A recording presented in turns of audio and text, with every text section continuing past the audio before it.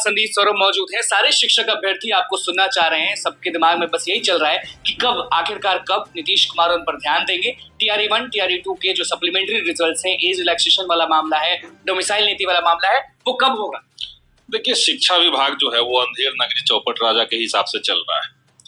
और बिहार विधानसभा में मेरे प्रश्न के जवाब में जब सरकार ने स्वीकार किया कि हम सप्लीमेंट्री रिजल्ट देंगे, क्योंकि मल्टीपल रिजल्ट आपने दिया, गलती आपकी है।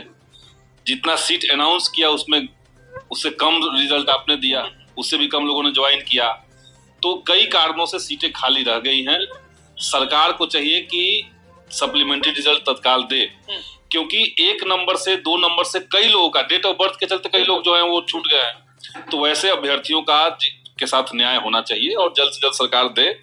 और टीआरई 3 आने वाला है, उससे पहले टीआरई 1 और टीआरई 2 दोनों का सप्लीमेंट्री रिजल्ट है। टीआरई 3 का जो री एग्जाम होना है उससे पहले लोगों को सप्लीमेंट्री रिजल्ट दे दिया जाए, क्योंकि सारे लोग इंतजार दिया जाना चाहिए। लेकिन आपको हमने कहा कि सरकार और शिक्षा विभाग किस तरीके से काम कर रहा है, वहां पे सरकार के ही किसी बात का वैल्यू नहीं है। माननीय मुख्यमंत्री ने सदन के अंदर कई बार कहा कि शिक्षक जो है वो 10 से 4 पढ़ाएंगे, आज तक नहीं लागू हुआ। लेकिन अब तो के पाठक चले गए तभी लागू नहीं हुआ। थोड़ा सही होगा। एस सिद्धार्थ भी कहाँ लागू करवा रहे हैं इसको। जब 10 से 4 कहा गया तो 10 से 4 करवाइए।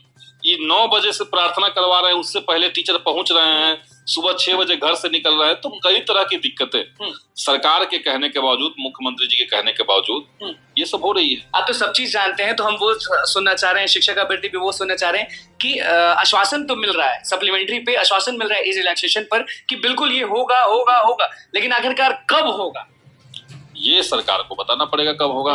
बिहार विधानसभा सत्र चलेगा, उसमें भी हम लोग इसको उठाएंगे। बिल्कुल। और इसके साथ साथ जो सरकार का एक दावा था कि भाई बहुत ही कम बच्चे जो हैं वो बिहार के बाहर से आ रहे हैं, बहुत कम परसेंटेज उनका है, लेकिन हम देख रहे हैं कि आधे से ज्यादा बच्चे जो हैं वो यूपी टीचर बहाली में बाहर से आए, यूपी से आए हैं, दूसरे राज्यों से आए हैं। तो सरकार की जिम्मेदारी बनती है कि जब आपने टीआरई 1 लिया और टीआरई 1 में लेते समय आपने शुरुआत में डोमिसाइल लागू किया था, बगैर कारण बताए आपने डोमिसाइल वापस किया। अब तो मुख्यमंत्री जी का प्रधानमंत्री बनने का सपना भी नहीं है, तो अब तो कम से कम लागू कर दीजिए। बिहार कहते कि तेजस्वी यादव ने हटवा दिया डोमिसाइल नीति को। ना तेजस्वी यादव क्यों हटवाएंगे, बल्कि महागठबंधन जो था, हम लोग के तो चुनावी घोषणा पत्र में था कि हम डोमिसाइल लागू करवाएंगे, बिहार के बच्चों को रोजगार मिलेगा, नौकरी मिलेगी। तो हम तो महागठबंधन के घोषणा पत्र में लाए, हम लोगों ने सदन के अंदर आवाज उठाई, खुद मेरा प्रश्न था, और इसके बाद लागू हुआ, लेकिन अचानक से वापस कर दिया गया। शिक्षकों के एमएलसी के पास जब हम पहुंचते हैं, नवल किशोर यादव के पास, तो उनका कहना है कि सारे हमारे बच्चे हैं, तो डोमिसाइल क्यों लागू करते? तो फिर आप झारखंड से, उत्तर प्रदेश से, हिमाचल प्रदेश से, उड़ीसा से, इन राज्यों से आप डोमिसाइल हटवा दीजिए, यहाँ के बच्चे भी वहां जाकर के अप्लाई कर सके। आप देखिए, बिहार वो राज्य है जहाँ पे रोजगार अगर किसी को मिलना है तो सरकारी नौकरी बड़ा माध्यम, यहाँ पे कल कारखाने नहीं है, यहाँ पे दूसरे उद्योग धंधे नहीं है, तो बिहार के युवाओं को कैसे रोजगार मिलेगा? और सबसे बड़ी बात कि आपने डोमिसाइल मान लिया, आपने नहीं लागू किया, तब भी एसटीईटी के पद पे, जहां पे एसटीईटी अनिवार्य था, उन पदों पर बाहर के राज्य के बच्चे कैसे आ गए? वहां तो एसटीईटी अनिवार्य था, वहां भी आए हुए हैं। तो आपने न केवल डोमिसाइल हटाया बल्कि गलत तरीके से बहालियां भी करवाई। एज रिलैक्सेशन में कितना छूट देना चाहिए? 10 साल इनको छूट देना चाहिए एज रिलैक्सेशन में। हाँ, वो तार्किक भी है।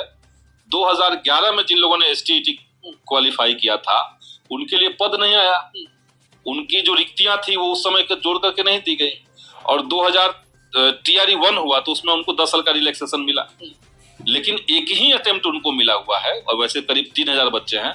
तो हमें लगता है कि जो पुराने समय में, चूंकि अब एसटीईटी का जो डिग्री है उसका मान्यता आजीवन हो चुका है, तो 10 साल का रिलैक्सेशन दीजिए ताकि बढ़िया कंपटीशन हो पाए और सबको अटेम्प्ट बनता जा रहा है, क्योंकि टीआरई 1 में बैठ गए लोग, टीआरई 2 में बैठ गए लोग, टीआरई 3 में अब बैठेंगे, तो अटेम्प्ट खत्म हो जाएगा, तीसरा अटेम्प्ट खत्म हो जाएगा। ये तो इसका सीमा नहीं करना चाहिए।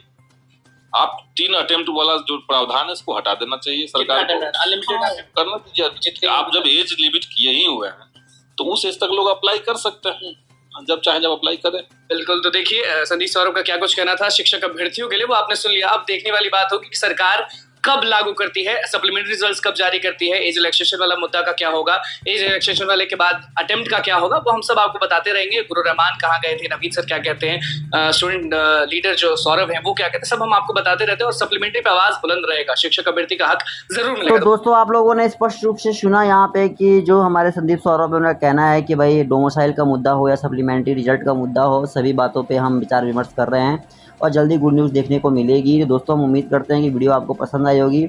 लेटेस्ट अपडेट लगातार आप तक पहुँचती रहेगी। इस वीडियो में इतने ही। धन्यवाद दोस्तों, जय हिंद।